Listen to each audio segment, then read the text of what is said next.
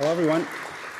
So we do this talk together. So we'll be splitting in the middle to give you a bit of a different level of introduction to what we want to talk about.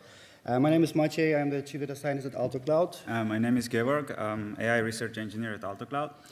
And so we have been using Apache Spark for a few years at Altocloud, almost 4 years now, and for different types of workflows or workloads, and depending how you see that. Mainly for analyzing large volumes of customer data coming from different sources to help businesses we work with better understand the customers, their customers, and also engage those customers better, but also to do a lot of predictive analysis, so behavior prediction and so on for the customers. So just one line of clarification. So we'll give you an introduction or essentially an experience we've had using Spark to build a sort of a general purpose AI platform, which you can imagine has a lot of different challenges. So today we'll be focusing on the deployment of the models part, right? So we build hundreds of models daily, and you can imagine that's a challenge on its own. But today we'll be focusing on how do you take these models built with Spark, and how do you put them in a production system automatically, essentially, and how you use Spark streaming to do this with the minimum amount of effort. So let me start by giving you a sort of deeper understanding of what Altocloud does and why we have these challenges. So Altocloud is about customer journey analytics and behavior prediction. So what that means is we work with different types of businesses, like e-commerce, inside sales, banks, insurance companies, to help them provide better customer experience, in short. Give you an example. If you're an e-commerce website, it would be great to understand what drives your conversions, so which customers are likely to purchase from you while they're on the website. But also it would be great to understand which customers are not going to purchase, because if they are going to abandon a shopping cart, instead of sending them an email an hour afterwards or a day later, you can actually reach out to them while they are still on the website, if your model has a good accuracy of predicting these sort of scenarios. So as I said, we work with different types of customer. We see quite interesting results, improving conversions, improving personalization. So we see, for example, very high click-through rates on the chat offers we're providing and so on. So it's quite interesting to see this in action. To give you a bit lower level of understanding, essentially what we do, we collect data from different sources, different types of data. One example is web data. So we have ways of collecting web events like page views, searches, form fills, and so on in a very similar way like Google does. But also we collect data from call centers, other systems like Marketo, Salesforce, and the list is pretty long. We try to integrate all this data into one holistic view of your customer and do different interesting things with it, whether visualization of this data or just giving you some analytics on top of that. But the one we are focusing on today is actually use this data to build predictive models, for example, for prediction of conversions, like I said, or sign up for trials and so on. So one challenge here that very quickly becomes relevant is that each company is different, and whether you may collect similar data about their customers, very often the models you build, you have to build specific custom models for each of these cases, because you cannot just build one model. I mean, there are ways of doing that, but I think it will only get you to certain level of accuracy. What we decided to do is actually use the data we collect for each business we work with and try to build separate models for each of the, let's say, goals or outcomes that they want to maximize or minimize and so on. So that puts us in a scenario where we have to deal with heterogeneous data. So what that means very quickly is in a typical ML problem you are used to working with, you deal with homogeneous data. You have a data set with a set of known features, organized in rows with some labels, and then you use that to train your model, sometimes a couple of models. In our case, our data set we work with, whether in batch or streaming, is actually heterogeneous. So it contains data from different businesses that has to be treated differently because you need to build different models based on that. So that's why we talk about heterogeneous data streams. So very quickly, let's see how Spark deals with these sort of solutions. So Spark essentially does a very good job through pipelines and the ML framework they provide of allowing you to take a data set, which is homogeneous, build a model, encapsulate it in the pipeline, which takes care of all the data preprocessing and stages and also model training. And then you can take the same pipeline, deploy it in Spark streaming to make predictions, real-time predictions on a live stream of data. which is pretty amazing.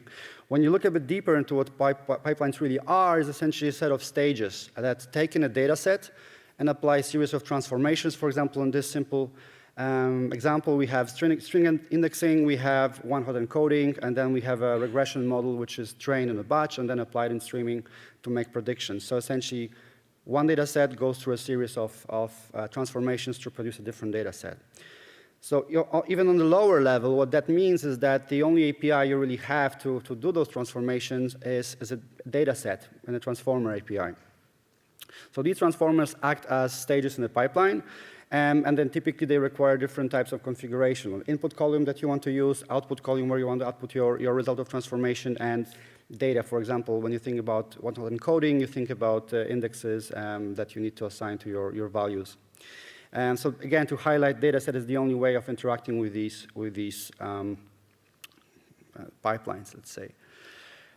So to recap, the Spark deployment flow is that you take a data set which is homogeneous, do the training, deployment, and everything is fantastic. However, in our case, we don't build one model, we build hundreds of these models. So currently 500-600 of models daily.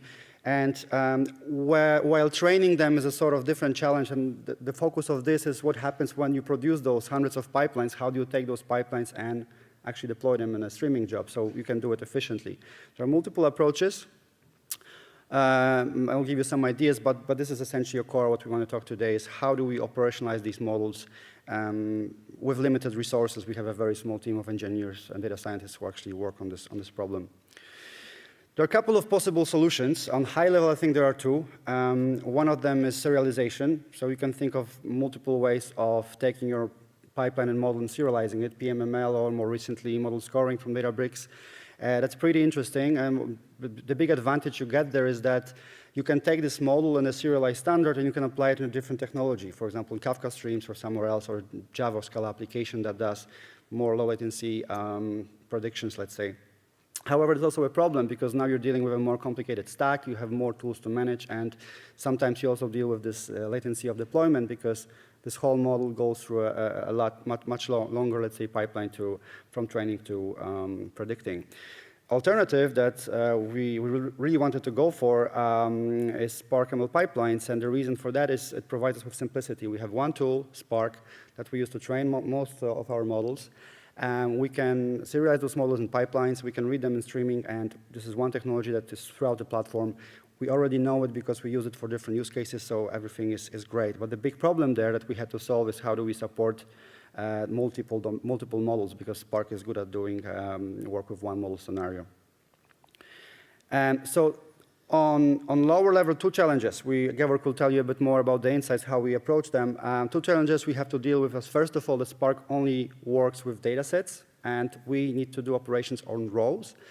And also, when you have multiple models, you can combine them in Spark linearly, but what we want to do is a bit different. We need to be able to select the models we want to apply for each row in the data set we are reading from Kafka, so the micro batch that arrives to the system.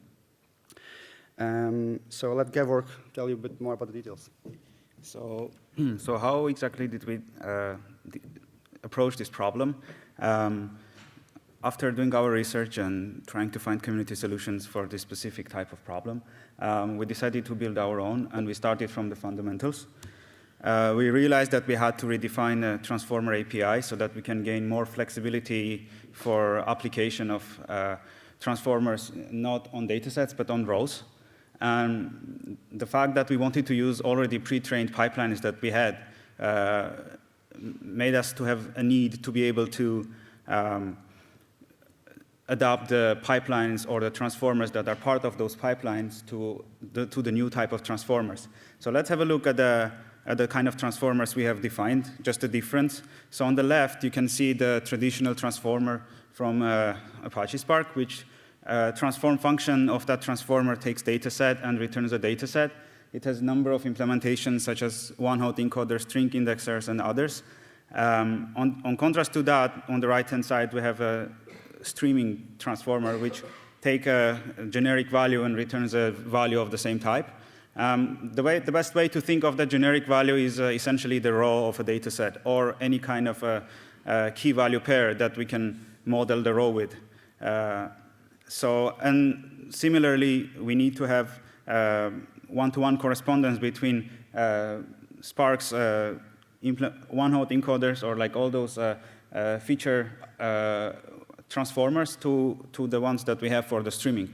So let's give an example of how we would do one such adaptation. On the left-hand side, you can see a data frame-based transformer, and on the right-hand side, you can see the stream transformer. So standard Spark transformers work with datasets and hide the actual operations behind. So essentially, if you look at the string indexer, when you apply an estimator, it computes the transformer, and it also computes the labels, and there is a small bit of logic which is applied to a dataset when you apply the transformer to your dataset.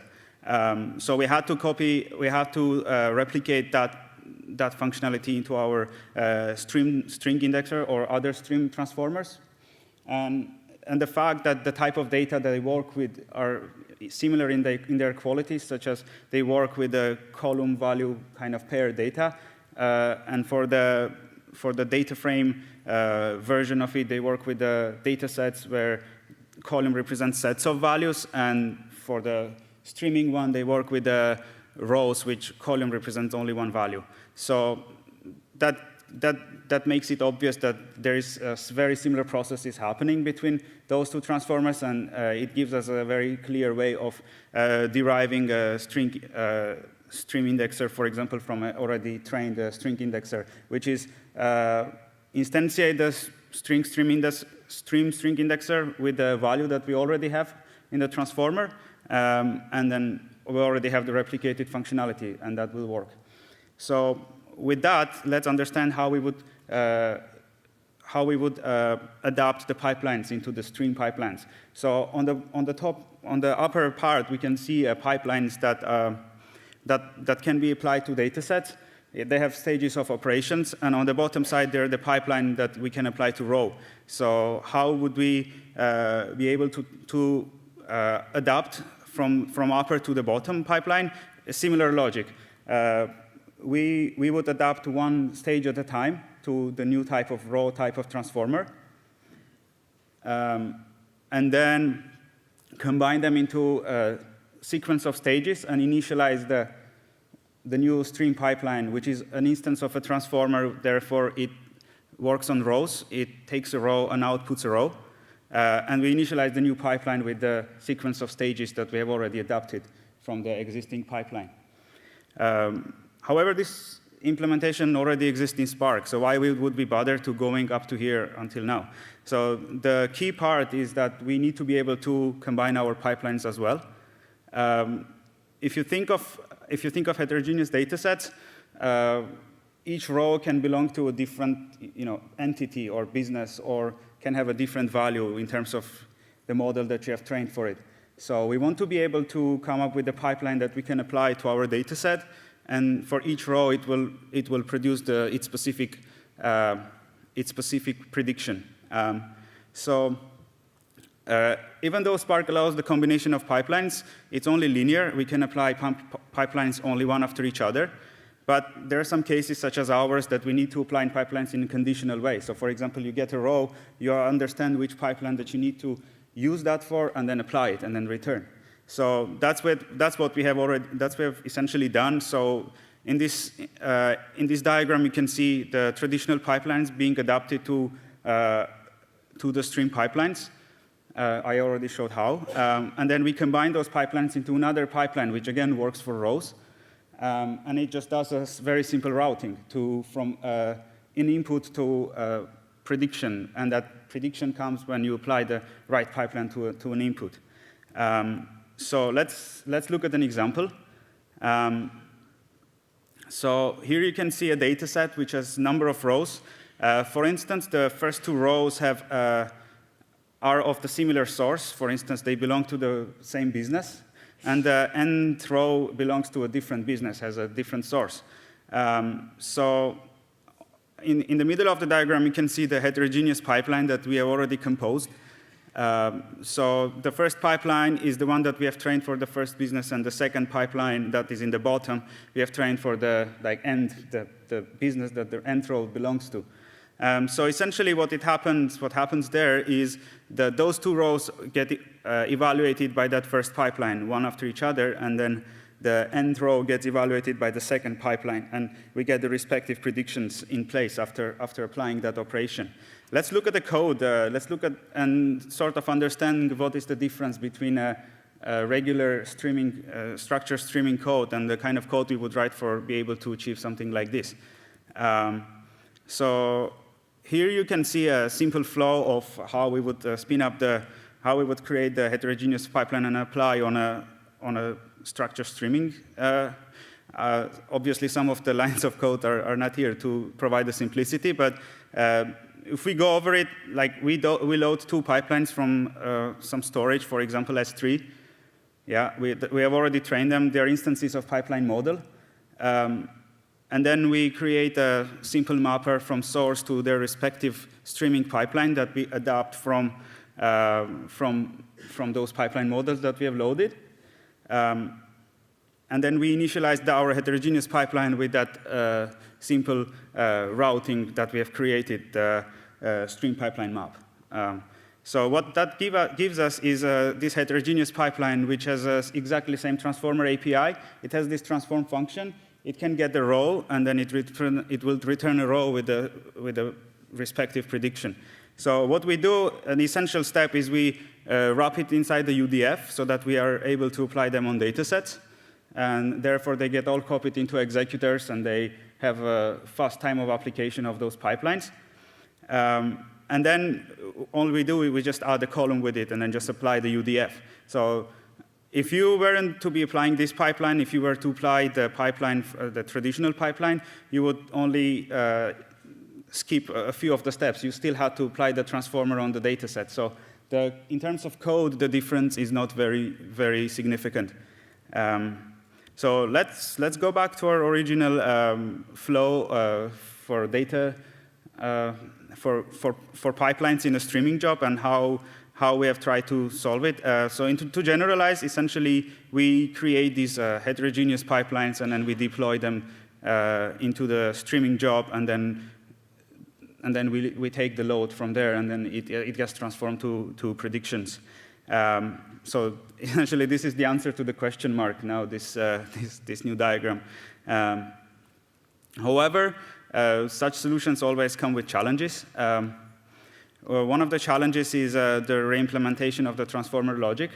Although it's known as a sort of like an anti-pattern, it is for us more of like a controlled risk. So on the other hand, there is a risk to introduce or create some bugs because you re-implement something. Or on the other hand, you have to gain enough flexibility to be able to achieve your goal. So to be able to combine the pipelines in a way that you can apply them on the heterogeneous data sets. So, and one of the ways to control it is to do good amount of unit testing. And an obvious way would be we just take already existing transformers or the pipelines that we have created and wrap them in the UDF and apply across data sets the way we would apply the original pipeline. And then we compare the results. So that way we try to unit test our code. And then there is this traditional problem with deploying essentially machine learning models, which is train serving skew. It can happen because people sometimes re-implement some of the pre-training stages, such as some data processing stages that they do before actually running their training workloads. And it can also be introduced by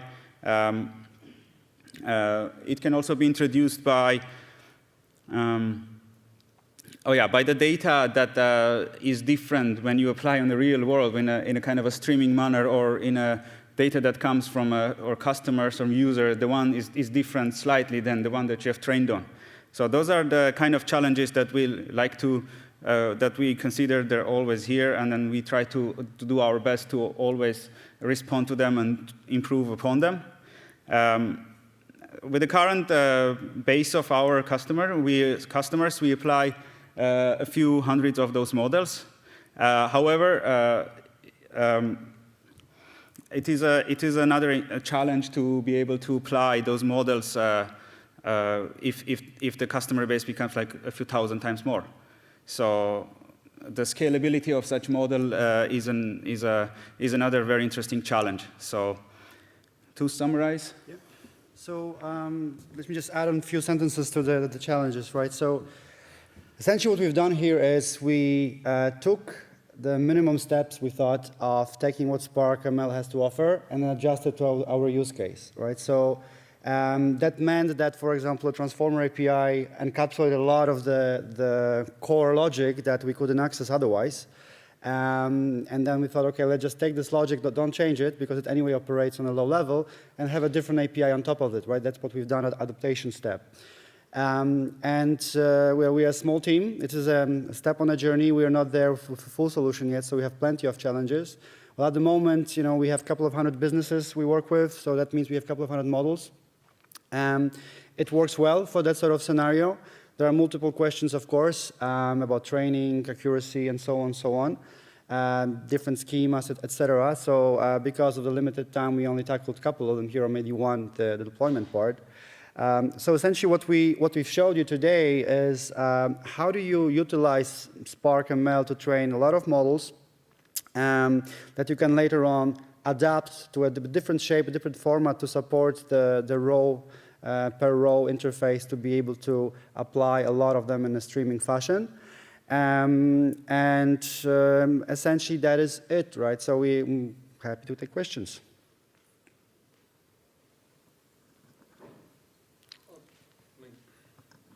Hi.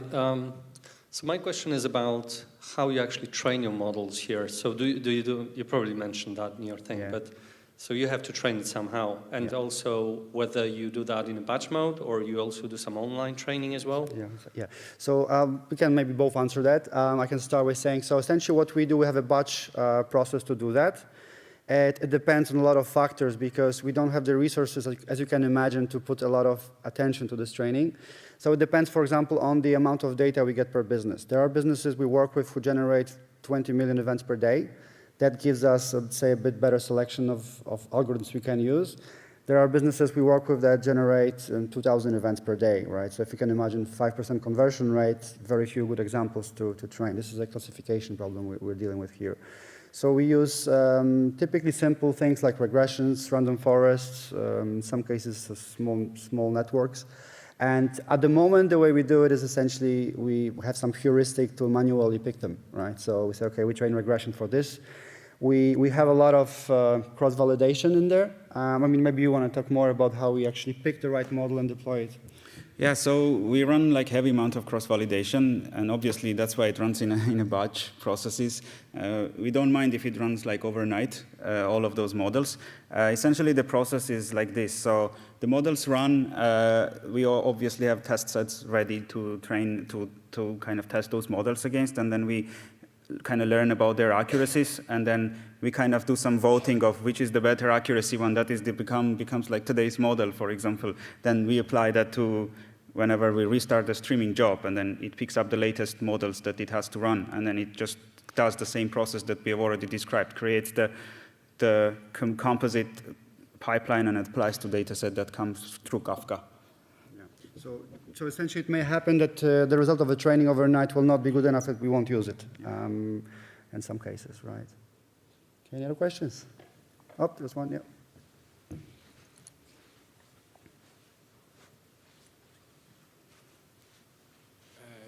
Can you hear me? Yeah. Yeah. Sorry, but maybe I missed it. But why couldn't you use different topics for each business in the Kafka queue and have like different pipelines? It's a very good question. So I haven't used a lot of topics, right? So the first initial thought we had was, well, we have a data set with essentially a different set of data sets in it, so why don't we split it, right? And there are a couple of ways of splitting it. One is through topics, one is through doing, filtration of a data set. Based on our initial experimentation, that this simply doesn't scale for our use case, because, okay, now you can have multiple streams that will do things like this, right? But 2 years ago when we started this, and it was a bit different. So, and also maintaining all these topics, when you think about 50, 60, maybe okay. But if you think about 10,000 topics, that becomes a challenge in terms of operation as well, right? So that's at least our thinking. You want to add anything to that? Maybe? Yeah, I think splitting topics will become a significant challenge if the number of businesses grow, especially like companies like ours.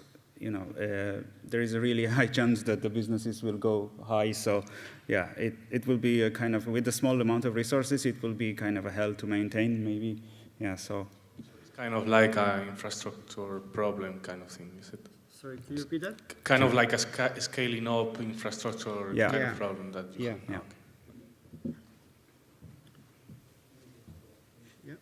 Have you tried to open sourcing this, or maybe pushing it out into Spark somehow? Or? We actually haven't, but we are happy to share or open source if it's an option, right? So, well, there is one of the ways.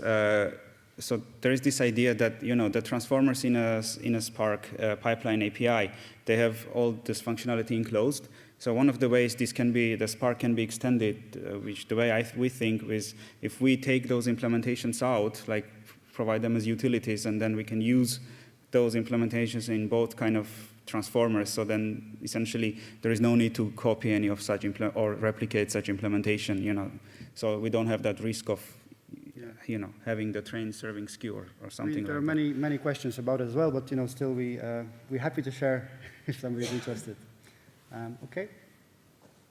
Okay. Thank you, guys. Thank you.